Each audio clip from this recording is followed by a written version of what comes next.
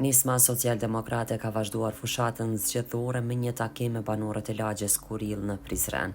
Në këtë tubim, kryetari i partisë Fatmir Limaj dhe kandidatja për kryetare të komunës së Prizrenit Albulena Balaj Halimaj prezantuan programin e tyre dhe kërkuan mbështetjen e qytetarëve për zgjidhjet e ardhshme lokale.